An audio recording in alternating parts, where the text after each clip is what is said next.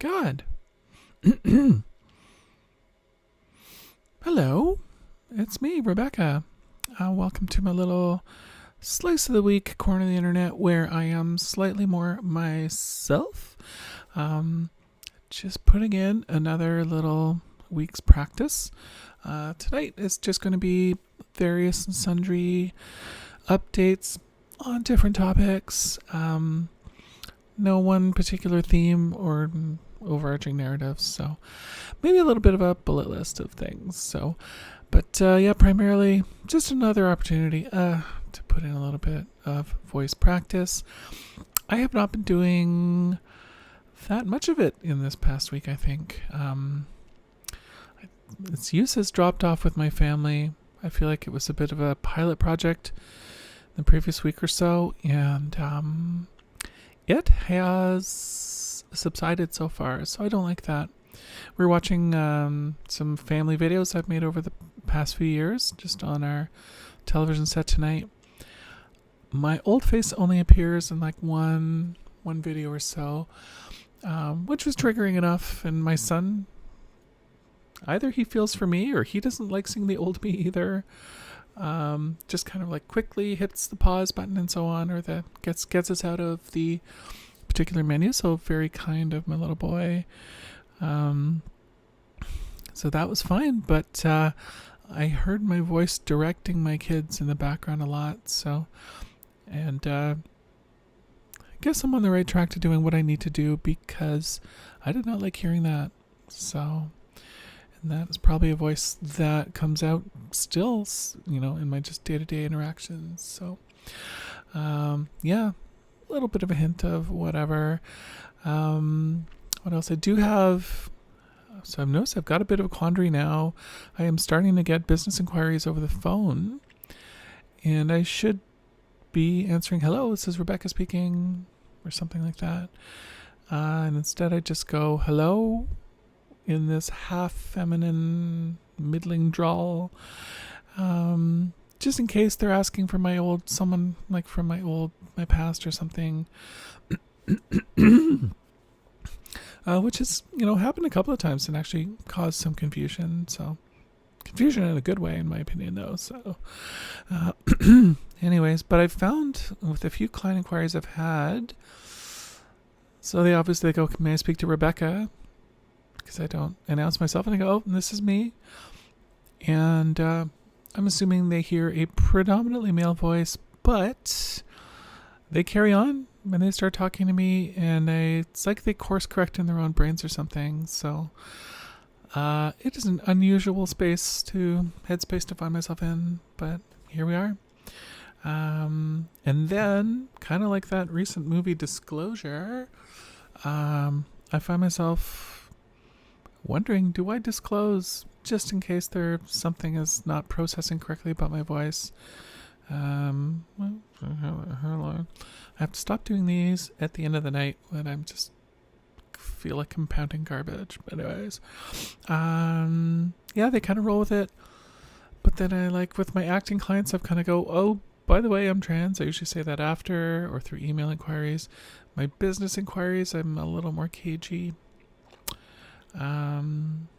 So it's weird. I don't know what I'm going to do. I really just have to go, "Hello, this is Rebecca speaking," in the most fucking feminine voice that I can.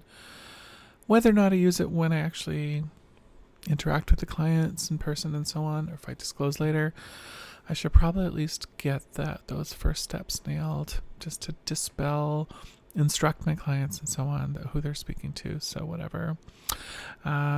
Anyways, welcome to the tiny hoops of transness. What else? Oh, I have found, all through mail order, thanks to COVID, but my first amazing bra. So I assumed I was going to have a mediocre relationship with bras. Periodically my wife would rave about one, and I'd be like, "Oh, that's okay, that's good, honey." But never, legendarily women just complain about their bras. Mine were bugging me, but I, of course, will take any scrap of womanhood coming my way, the bad, the worse, and the worser, as well as the good, because it's all, foundational stuff. So I had a certain degree of, let's use the word, antipathy towards my bras. If they were bugging me, I had a certain joy that they were bugging me. So, because I felt this is a right of womanhood that I will gladly accept. So they never actually got to me that badly, and then I've got a new one last week, and it is just pretty perfect. So I'm wearing it right now. I felt this tremendous freedom around my shoulders, and I was going, oh God, they can feel like this. And for the most part, they're not supporting the real thing. They're supporting some breast growth plus some falsies. But nonetheless, I didn't know a bra could feel awesome, and I felt like sharing this with people. So I shared it with my wife and some mutual friends. And the problem is, this is part of a store that is closing its doors. Thank you very much, Additional, for closing, just as, I've been depending on you. So this wonderful bra at a whole $12 is part of a brand and store that's going out. But I managed to get a couple more of the exact same bra because it is that good that I don't want to be without it. And I haven't actually worn any of my other bras since, so it's retroactively made those little mini torture devices. So it's a cliche. I found a great bra, and that makes me even happier that I could be so happy about it. What can I say?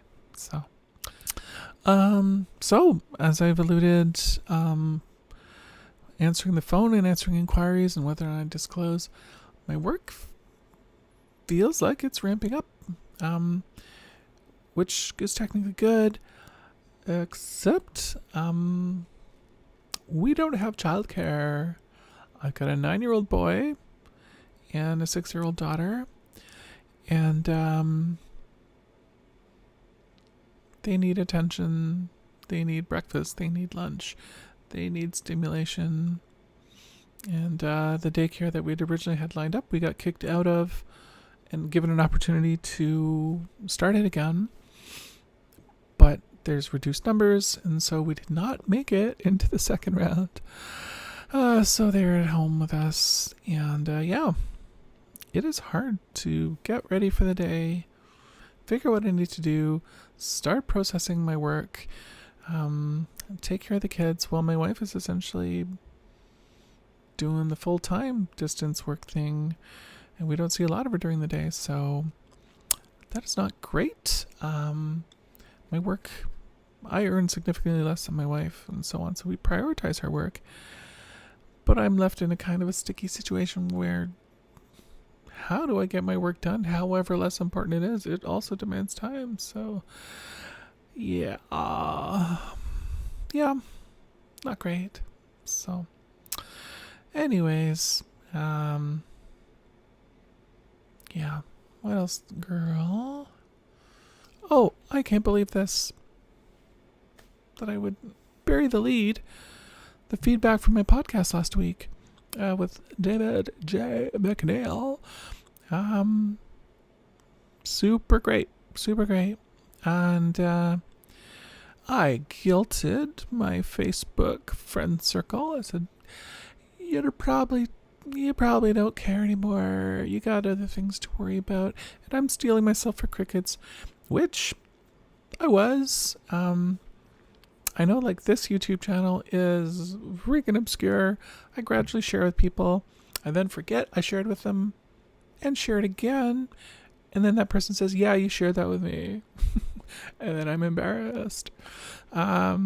Anyways, but as obscure as it is, and as much as it is for me, I guess it kind of like knowing somebody's watching.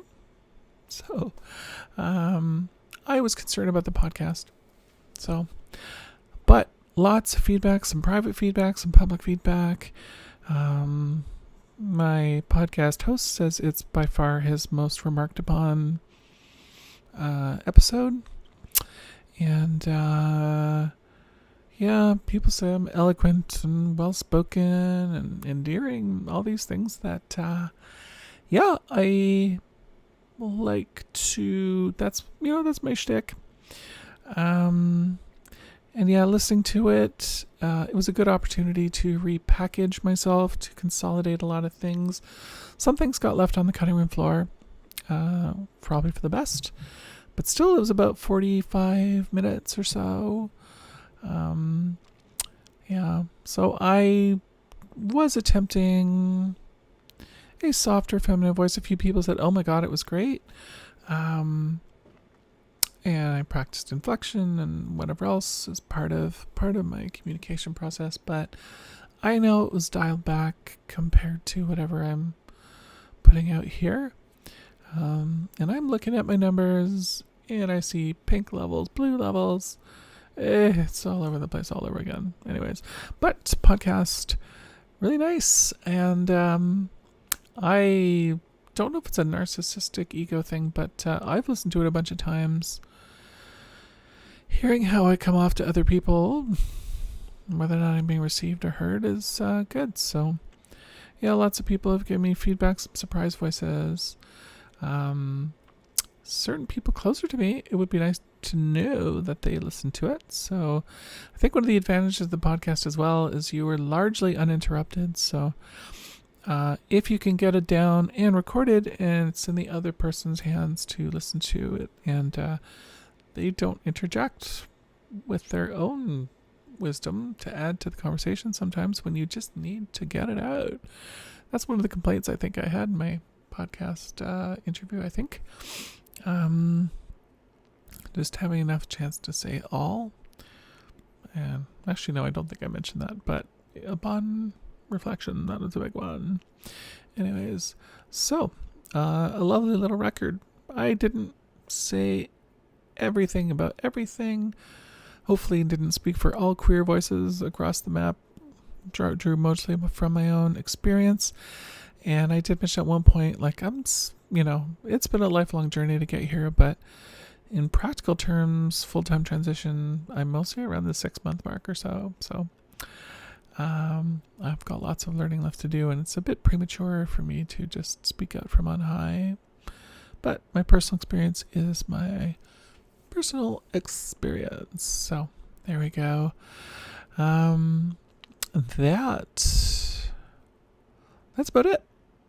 So yet another little voice log. Again, a little bit of hodgepodge, a little bit of smidgens of stuff. My wife doesn't like this brown color on me.